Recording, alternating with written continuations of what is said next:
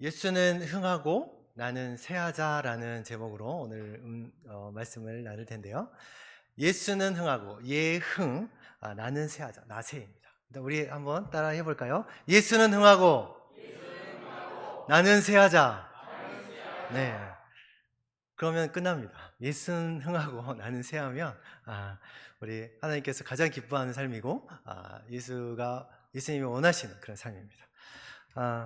결혼식을 앞둔 이제 친한 절친이에요. 친구가 있습니다.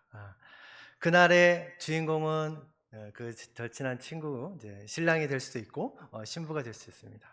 그 주인공보다 더 멋지게 화려하게 그 결혼식장에 가지는 않습니다. 그것이 예의이고 의리라고 하는데요. 어떤 여성분은 신부보다 더 화려하게 예쁜 드레스를 입고 만약에 식장에 나타났다고 하면 어떨까요? 모든 시선이 그 여성에게 갈 것입니다. 그러면 그 분은 신부의 안티가 되겠죠. 네. 결혼식 날은 주인공인 신부만 예쁘게 보이고 또 신랑이 멋있게 보이면 됩니다. 나는 그저 들러리만 되면 되는 거거든요. 왜 그렇죠? 그날 결혼식의 주인공이기 때문입니다. 신랑 신부가 그날 결혼식의 주인공이에요. 그 주인공만 빛나면 됩니다. 오늘 본문에서 세례 요한은 우리에게 이렇게 말씀하고 있습니다. 그는 흥하여야 하겠고 나는 새하여야 하리라. 예수님이 주인공이기 때문입니다. 주인공인 예수님만 높아지면 된다는 그런 마음이 있어요. 자, 오늘의 말씀의 주인공은 누구냐면 세례 요한입니다. 네.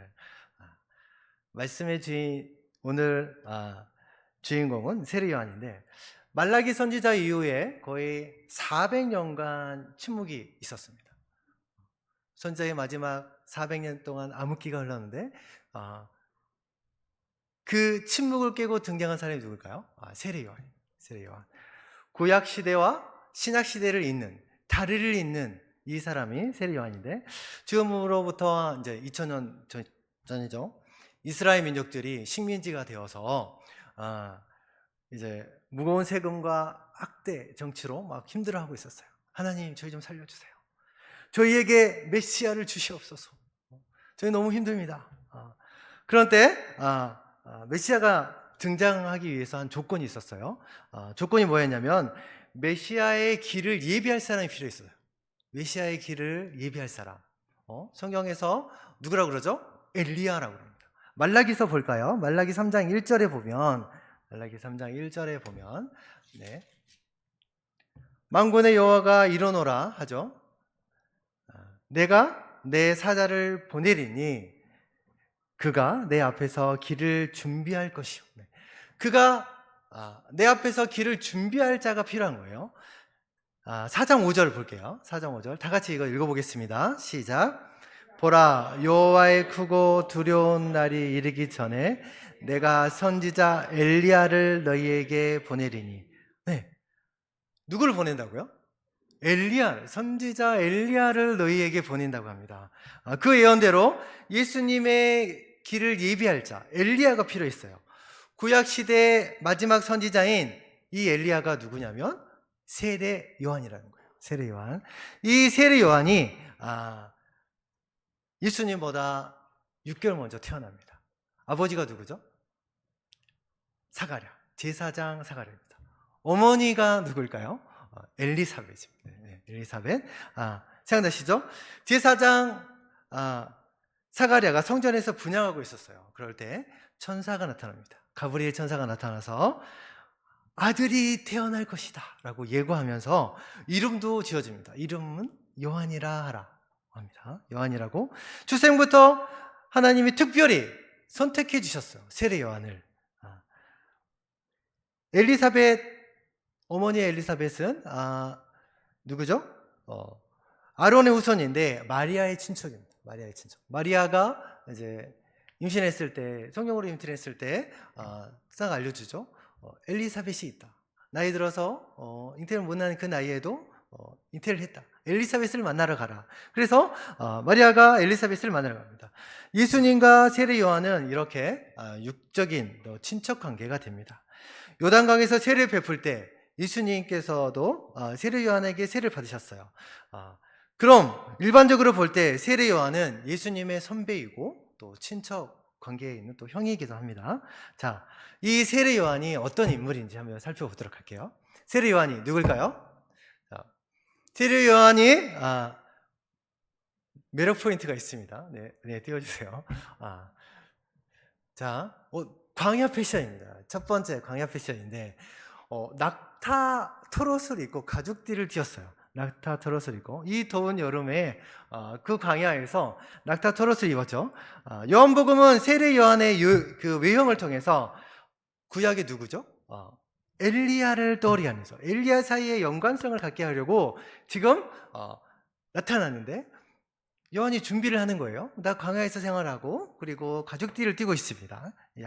약대 트롯을 입고 열왕기 하 1장 8절 말씀에 이렇게 되어 있습니다. 다 같이 읽어볼게요. 시작. 그들이 그에게 대답하되 그는 털이 많은 사람인데 허리에 가죽띠를 띠었더이다 하니 왕이 이르되 그는 디셋 사람 엘리야로다. 아니 그는 털이 많고 허리에 가죽띠를 띠었어요. 그랬더니 왕이 알아봐요. 그 사람 디셋 사람 엘리야야. 엘리야의 시그니처가 그 가죽띠를 띠고 있는 거예요. 그가 무슨 옷을 입고 다니냐가 그리 중요하겠습니까? 오늘 세례 요한은 광야 패션으로 낙타 트롯과 가죽띠를 입었어요. 그렇지만 바꿔서 생각하면 별거 아닌 것 같은데 하나님은 의상을 통해서 시그니처가 되게 해서 기억하게 하는 거죠. 그 사람 어떤 사람이다. 정두영 하면 그 사람 어떤 사람이다 라고 얘기하는 거잖아요. 털이 많아. 교통가에 털 많은 사람이 있어. 그러면 정두영 목사라는 거예요. 결론부터 말하자면 엘리야가 이제 요한과 마찬가지로 가죽띠를 띠는 그 시그니처 마크가 있었다는 거예요. 세례 요한은 의도적으로 엘리야를 연상시키기 위해서 선지자적 복장을 갖췄다는 거예요. 굳이 더운데 가죽띠를 띠고 다녀야 되겠어? 엘리야가 나타나겠다고 하고 엘리야가 나라는 사실을 인식했던 거죠. 두 번째 매력 포인트는 광야 음식입니다. 광야 음식. 광야 생활을 했다는 거죠. 메뚜기와 석청을 먹었어요. 그리고 바로 넘어갈게요. 세 번째 매력 포인트는 광야에서 외침입니다. 광야에서 아무도 듣지 않는 그 광야에서 외치는 거예요. 회개하라, 천국이 가까웠느니라 하는 거죠. 이사야 40장 3절에 보면 외치는 자의 소리여 이르되 너희는 광야에서 여호와의 길을 예비하라. 분명히 또 말씀하고 있는 거예요. 광야에서 하래요. 광야에서. 그러니까 세례 요한이 어디를 가요? 광야에서 생활합니다. 메뚜기와 석청 먹고 허리띠 띠고 낙타 토롯을 입어요. 약대 토롯을 입고 그리고 예언이 성취되기 위해서 그 한 몸 불사르겠다는 거죠. 마가복음 3장 3절에 그는 선지자 이사야를 통하여 말씀하는 자라. 이사야를 통해서 또 말씀하는 자입니다. 네 번째 세례 요한은 요단강에서 세례를 베풀었습니다. 세례 요한이 요단강에서 세례를 베풀었는데 많은 사람들이 왔어요. 회개하라, 천국이 가까웠느니라 선포하면서 일반인들에게 많이 세례를 베풀었죠. 그런데 예수님도 요한에게 세례를 받았다는 거죠. 그 예수님은 보라 어린 양, 보라 하나님의 어린 양이도다. 하나님의 어린 양인 것을 아는 거죠. 그 예수님이 사실 세례 요한이 자신이 증거하는 이 메시아가 누군지 정확하게 몰랐습니다. 그때가 되면 성령이 비둘기같이 내려서 그 머리에 임할 것이고 그리고 바로 메시아일 것이라는 그 정도 그 증으로 예수님이네 라고 알 수 있었다는 거죠. 이 메시아를 기다리면서 요한은 계속 살아온 사람들을 기다리고 세를 졌어요. 이 사람이 메시아일까? 하늘에서 그러면은 이제 증세가 보이겠죠. 자, 드디어 구약 시대의 마지막 선지자와 신약 시대를 여는 구원자가 만나는 장면이 마태복음 3장 16절에 나옵니다. 자, 읽어보실까요? 시작. 예수께서 세례를 받으시고 곧 물에서 올라오실새 하늘이 열리고 하나님의 성령이 비둘기같이 내려 자기 위에 임하심을 보시더니 하늘로부터 소리가 있는 거예요. 이는 내 사랑하는 아들이요 내 기뻐하는 자라. 아멘. 예수님께서 세례 받을 때 물에서 올라오실 때 어땠어요? 하늘이 열리고 하나님의 성령이 비둘기같이 임했다는 거예요. 요한은 요단강에서 예수님을 만나고 세례를 받으신 예수님을 어떻게 표현했죠? 내 뒤에 오시는 그분인, 내 뒤에 오시는 그분이라고 분명히 증거했습니다. 메시아를 증거하는 엘리야의 사명, 그 광야에서 고생하고 생활하면서 예수님이 오시기만을 학수고대했는데 이제 엘리야의 사명을 완수한 것이에요. 예수님은 흥하고 나는 세워야겠다. 자, 오늘 본론의 첫 번째 말씀입니다. 예수님은 흥하고 나는 세하기 위한 첫 번째, 자신이 누구인지 분명히 알자. 세례 요한이 자신이 누구인지 분명히 알았어요. 요한복음 3장 28절에 나는 그리스도가 아니다. 그 앞에 보내심을 받은 자야. 구약에서 얘기하는 그 엘리야, 당신이 엘리야입니까? 그리스도입니까? 아니야, 나는 그리스도가 아닙니다. 또 내가 엘리야가 아니냐 또 물었죠. 아니다. 정확하게 나는 엘리야가 아니다라는 거죠. 나는 아니라. 말라기 4장 5절에 아까 말씀했는데 그러면 내가 선지자 엘리야를 너희에게 보내리니 라고 했는데 엘리야도 아니고 그럼 누구냐? 나는 요한복음 1장 23절에 주의 길을 곧게 하라고 외치는 자의 소리다. 그러니까 나는 소리라에 불과하다는 거예요. 예배하는 자고 나는 그냥 외치는 자, 그냥 소리에 불과하다는 거예요. 광야의 선지자로서 정체성이 확실했어요. 자신이 누구인지 분명히 알았다는 거예요. 광야에서 생활했는데 광야는 어떤 곳이죠? 광야는 하나님만을 의지할 수밖에 없는 장소, 하나님을 만나는 장소예요.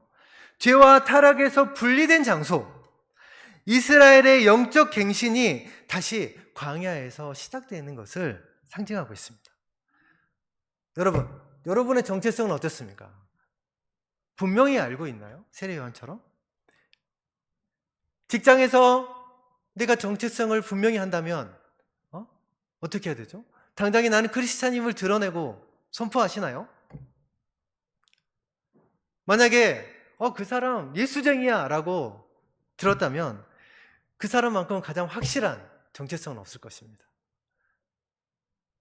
여러분도 예수쟁이라는 얘기를 들으셔야 됩니다. 식사할 때 저 사람 기도하고 먹잖아요. 저 사람 교회 다니네? 라는 것을 알 수 있습니다. 제가 유심히 봅니다. 식사 때 가면 한번 딱 서치를 하는데 식사하기 전에 기도하고 먹는 나는 크리스찬입니다. 이렇게 드러내놓고 하시는 분이 있어요. 그런데 왜 크리스찬인지 분명히 아는데 뭔가 창피한지 그냥 눈을 잠깐 감았다가 바로 떠서 식사하는 거예요. 그게 자기를 위한 만족받게 되지 않는 거죠. 내가 자기를 위한 만족도 있지만 내가 크리스찬임을 드러내는 거예요. 하나님께 일용한 양식을 주신 것에 감사하고 이 양식을 먹고 내 영육간에 강건케 되어서 그들의 복음을 전하는 사명자로 되게 함께 식사하는 이 식탁 위에 축복해 주셔서 이 사람들도 함께 복을 받을 수 있도록 해주세요. 이렇게 기도를 하고 먹으면 한 30초 정도 돼요. 그러면 저 사람 크리스찬이네. 동료들하고 같이 가서 식사하잖아요. 그러면 다 기다리고 있어요. 제가 눈 떴는데 식사하지 않고 있더라고요. 기다리고 있더라고요. 이 작은 부분 하나가, 이 작은 정체성 드러냄이 하나님께 영광을 돌리는 겁니다. 사랑하는 여러분, 이 기독교인의 정체성을 분명히 밝히는 주의 자녀가 되기를 축복합니다. 아멘. 두 번째, 예수님이 중심이 되는 겁니다. 예수님이 중심이 되자. 세례 요한은 항상 예수님이 중심이었어요. 삶의 중심이 예수님이었습니다. 자신이 항상 주인공이 아니라 항상 조연이었다는 것을 늘 상기했습니다. 조연은 단 한 가지죠. 누구죠? 어떤 역할이죠? 주인공, 주연을 높이는 역할입니다. 제가 작년 이맘때쯤 돼요. 드라마를 재밌게 본 기억이 있습니다. 판소리를 하는 국국 드라마였는데 제목이 정년이였어요. 정년이. 시골소녀 정년이가 이제 당대 최고의 그 예술극단에 들어갑니다. 매랑극단에 들어가서 이제 꿈을 펼치는 얘기입니다. 정년이가 이제 그 김태리였는데 김태리라는 배우가 그걸 잘 소화하기 위해서 3년 동안 판소리를 배우고 연습을 했다고 그래요. 그래서 극 중에서 립싱크를 하지 않고 실제 자기 소리를 내어서 정말 열심히 잘 펼쳤는데 그 주인공이 아니었고 그때 당시에는 주인공이 누구였냐면 허영서라는 그 라이벌이 있었어요. 허영서라는 라이벌. 그 라이벌이 주인공이고 자기는 이제 조연에 불과했습니다. 자, 어느 날 공연에 막이 올랐습니다. 자기는 조연인데 열심히 극을 해요. 소리를 내서 열심히 하는데 어느 순간 내가 여기서 더 돋보이고 싶은 거예요. 내가 이번이 기회야. 이번에 내가 더 잘 돼서 주인공보다 더 멋지게 하고 싶은 거예요. 그래서 대본에 없는 것을 살짝 오버를 해가지고 더 노래를 더 했어요. 더 멋지게 더 잘했어요. 관중에서는 더 막 환호의 박수가 나고 막 엄청난 열광의 박수를 받은 거예요. 와, 저 신의 스타 누구야? 막 대단했죠. 그렇게 하고 이제 극은 막을 열었습니다. 그러나 들어와서 엄청 칭찬받고 할 줄 알았는데 분위기는 썰렁했죠. 감독, 연출가 어땠어요? 너 뭐 하는 짓이야? 네가 주인공이 아니라는 거죠. 너는 조연인데 조연의 역할을 해서 주인공이 빛나야 되는데 왜 네가 배역을 오버를 해서 그렇게 하느냐는 거예요. 그 드라마, 그 극은 실패로 끝났습니다. 세례 요한의 역할은 예수님을 예비하는 역할이에요.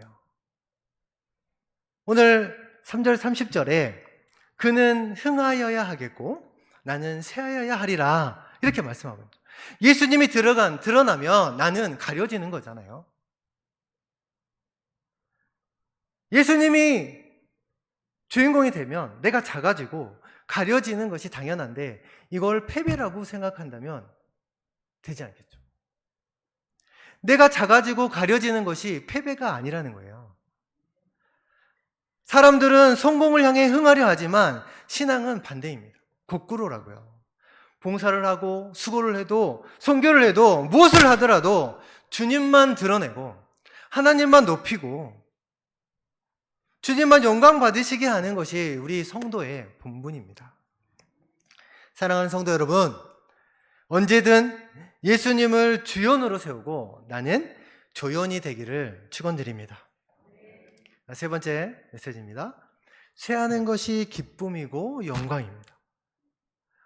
쇠하는 것이 왜 기쁨이고 영광일까요? 자, 요한에게 쇠하는 것이 억울한 것이 아니었고 완성이었고 기쁨이었고 영광이라고 말씀하고 있거든요.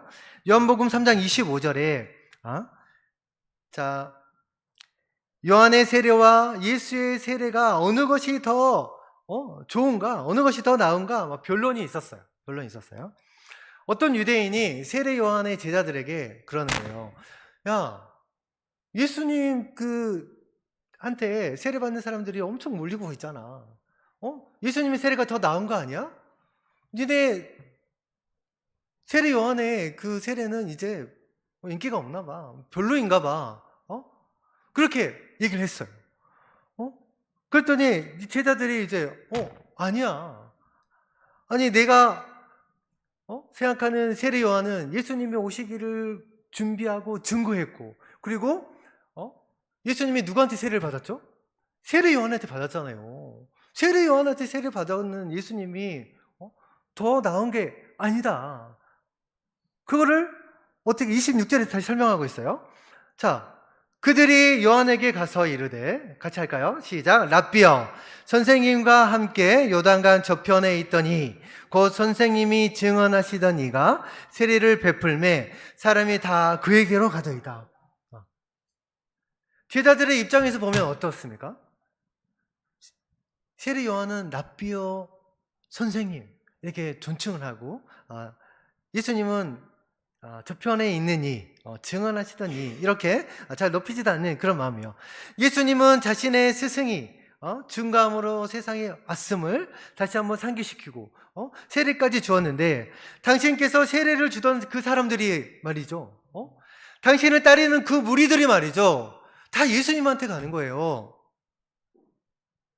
예수님한테 다 빼앗긴단 말이에요. 어떻게 합니까? 라고 얘기하고 있어요, 예수님 제자들이. 세례 요한이 어때요? 그래? 그러면 안 되지 라고 했을까요? 아니라는 거죠.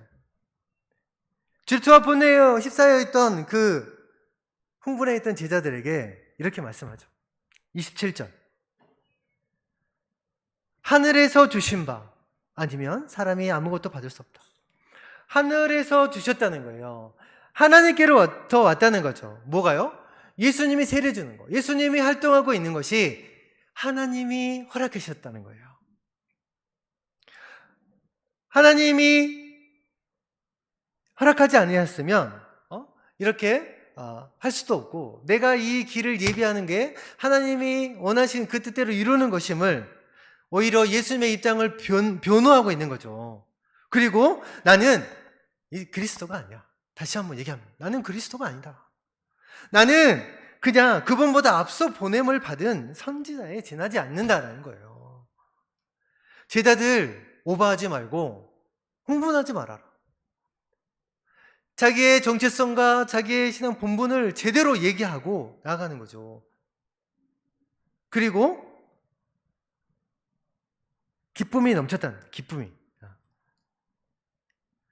그런 기쁨으로 가득한 자였다는 거예요. 29절에 그 기쁨을 이렇게 표현해요. 신부를 취하는 자는 신랑. 네. 신부를 취하는 자는 신랑이죠. 친구가 될 수 없죠. 신랑은 신부를 취하는 그 기쁨이 있습니다. 그런데 서서 신랑의 음성을 듣는 친구가 크게 기뻐합니다. 세례 요한이 그냥 신랑의 음성을 듣고 있는 친구에 불과한데, 둘러리를 서고 있는 자에 불과한데, 나는 중매를 서고 이 결혼식을 만들어가고 연출하는 이것에 불과한데 나는 기쁨으로 충만했다는 거예요. 유대의 결혼 풍습에 신랑의 친구가 중요한 역할을 담당했어요. 중매를 했고요. 그리고 신부를 신랑에게 데려다 주는 역할을 했어요. 지금은 이제 아빠가 신부를 이렇게 다 무대 위로 같이 함께 동행하면서 데려다 주잖아요. 친구가 있고, 신랑의 들러리를 했어요. 결혼 잔치를 주관하는 역할까지 다 감당을 했거든요. 그런데 요한은 나는 신랑이 아니고 단지 신랑의 음성을 듣고 수종드는 친구에 불과하다는 거예요. 친구에 불과하다. 그런데 이 친구로서 기쁘다는 거예요. 친구로서도 기뻐요. 친구로서. 그래서 신랑인 주인공이 높아지고 나는 낮아지듯이 예수님이 높아지고 점점 위대해지면 되고 나는 낮아져야 된다는 거예요. 아침 해가 떠오르면 어떡하죠? 밤새 반짝였던 그 별빛들은 자취를 감춰버리잖아요. 예수님이 오셨을 때 내가 그 예비하라고 했던 그 역할들, 나는 예비하라고 했던 그 사명은 감춰지는 거죠. 물러가야 된다는 거예요. 이것이 하나님의 계획이고 섭리라는 것입니다. 오늘 말씀은 우리에게 이렇게 질문합니다. 나는 예수님보다 더 드러나고 싶어지는 마음이 있습니까? 여러분,